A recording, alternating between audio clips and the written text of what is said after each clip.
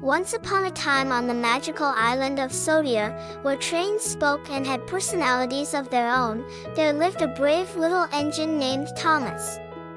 Thomas was a bright blue tank engine with a cheeky grin and a heart full of courage. He loved nothing more than puffing along the tracks, exploring new places, and helping his friends. One sunny morning, as Thomas chugged cheerfully through the countryside, he noticed a commotion near the old quarry. Curious, he steamed closer and saw his friend Percy, the green engine, looking worried. "What's the matter, Percy?" Thomas asked with concern. Percy sighed heavily.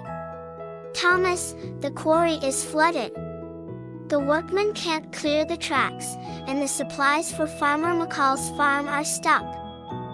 He needs them urgently for his animals." Thomas frowned, thinking hard. "Don't worry, Percy. I'll go and see what I can do," he said reassuringly. With that, Thomas puffed quickly to the quarry. He found the workmen trying their best to clear the debris, but the water was rising fast. Thomas knew he had to act quickly. "Don't worry, everyone. I'll find a way to help," he declared confidently.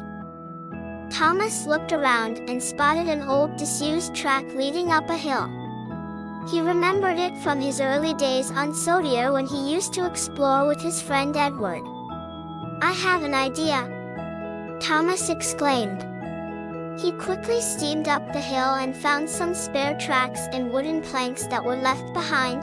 Carefully, Thomas and the workmen laid down the tracks and planks, creating a makeshift bridge over the flooded area.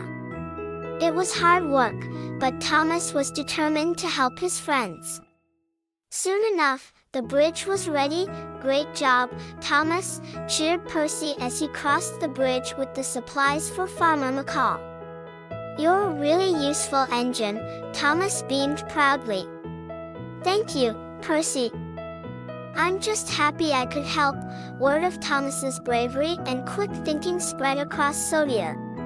Sir Topham Hatt, the Fat Controller, heard of Thomas's heroic deed and came to personally congratulate him. "Well done, Thomas," he said warmly. "You have shown true courage and resourcefulness today." Thomas felt a swell of pride in his boiler.